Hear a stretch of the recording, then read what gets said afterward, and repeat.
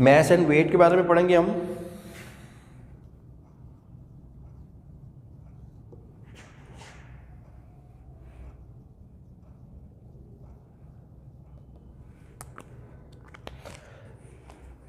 Maths के बारे में हम रोज़मर्रा ज़िंदगी में एक हमारा कह लें कि मिसकंसेप्शन है या कह लें कि हम गलत और आम है। मिसाल के तौर पर आप दूध लेने जाते हैं तो वहाँ कहते हैं कि मुझे 2 किलो दूध दे दें, 2 किलोग्राम दूध दे दें। हालांकि जो दूध है वो एक लिक्विड है, तो लिक्विड को हम मेजर करते हैं लीटर में, लेकिन क्या है कि रोज़मर्रा ज़िंदगी में हम वहाँ पर लिक्विड या लीटर यूज़ करने के बजाय वहाँ पर हम किलोग्राम जो है वो बोल देते हैं। इसी तरीके से अगर किसी से पूछा जाए कि आपका वज़न कितना है तो वो कहता है जी मेरा वज़न जो है वो 80 केजी है, 80 किलोग्राम है। हालांकि जो वेट है उसका यूनिट न्यूटन होता है। तो कुछ बातें ऐसी हैं जिसमें हम मैस को वेट के मानों में या वेट को मैस के मानों में इस्तेमाल करते हैं। तो मैस जो है इसकी डेफिनेशन क्या है कि मैस जो है quantity of matter in a body is called mess.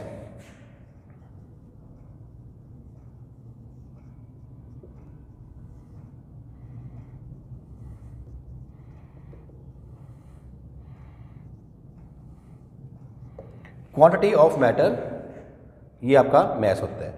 दूसरी बात ये है कि जो मैस है ये इसकी वैल्यू कांस्टेंट होती है, ठीक है,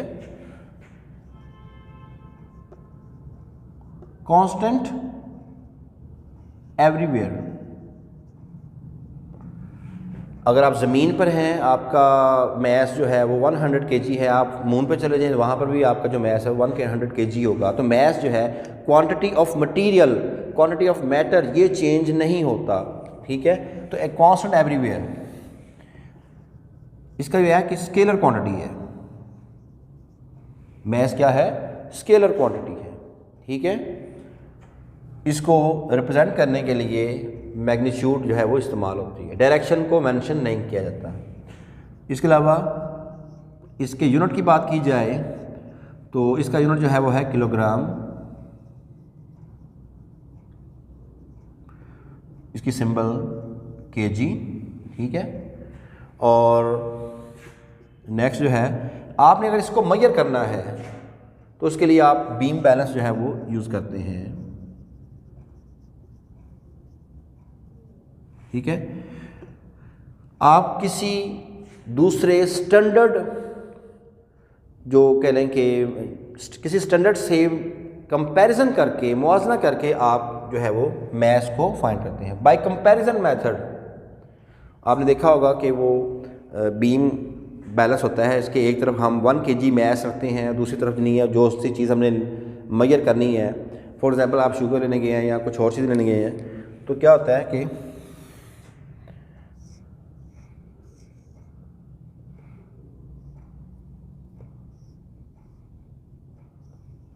एक साइड पे आप स्टैंडर्ड यूज़ करते हैं, standard mass 1/2 kg, 1 kg, 2 kg, 5 kg, और दूसरी तरफ जो है आप जो सी चीज़ आपने मेजर करनी है वो आप ले लेंगे।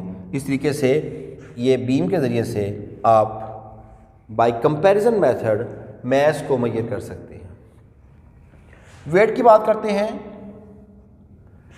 किसी भी बॉडी का जो वेट है वो ग्रेविटी पर डिपेंड करता है। अगर ग्रेविटी ज़्यादा है तो वेट ज़्यादा होगा, अगर ग्रेविटी कम है तो कम। फॉर एग्जांपल अर्थ है, इसकी ग्रेविटी जो है वो ग्रेविटेशन एक्सेलरेशन जो है वो 10 मीटर पर सेकंड स्क्वायर है यहाँ पर, और मून पर चले जाएं तो वहाँ पर 1.62 है। तो डेफिनेटली वो वहाँ पर मून के ऊपर जो वेट होगा वो कम होगा। तो क्या है कि on earth weight of a body is equal to the force with which earth attracts it. ये हम बात कर रहे हैं ऑन अर्थ। अगर हम मून पर चले जाएंगे तो यही weight of a body is equal to the force with which moon attracts that body towards its centre. तो मून जो है उसकी जो ग्रेविटेशनल फोर्स है वो अर्थ के मुकाबले में कम है, 6 टाइम लेस है।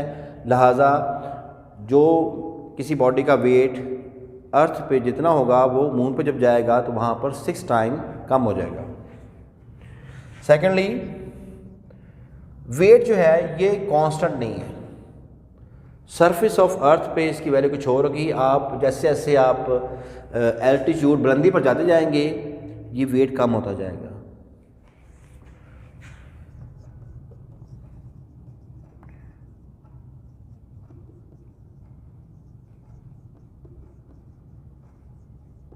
बुलंदी के साथ तब्दील होता है, वज़न बुलंदी के साथ तब्दील होता है। जैसे जैसे बुलंदी की तरफ जाते जाएंगे तो ये इसकी वैल्यू चेंज होती जाएगी, कम होती जाएगी।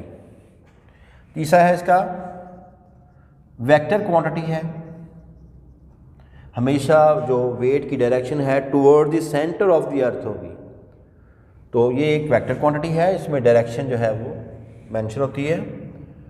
4, इसका जो यूनिट है वो न्यूटन है। यूनिट क्या है? न्यूटन, और इसकी सिंबल n है।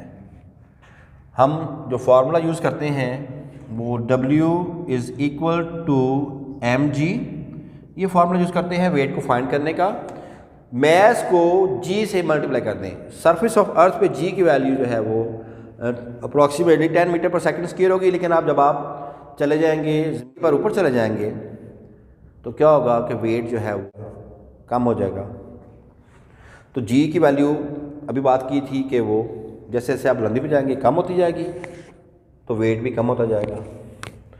इसके बाद ये है कि मेजर करना हो तो उसके लिए हम स्प्रिंग बैलेंस जो है वो यूज़ करते हैं। स्प्रिंग बैलेंस जो है इसकी शेप कैसी होती है?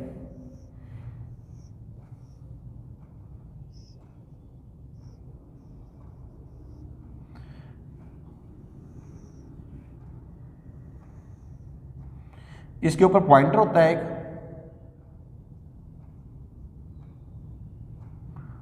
और इस पे पॉइंट्स लगे होते हैं, मार्क लगे होते हैं।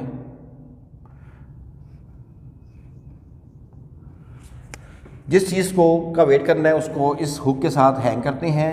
ये इसके अंदर स्प्रिंग होता है, ये नीचे की तरफ जो है वो नीचे की तरफ जो है वो मूव करेगी, और ये जो पॉइंटर है ये स्केल के ऊपर भी मूव करेगा।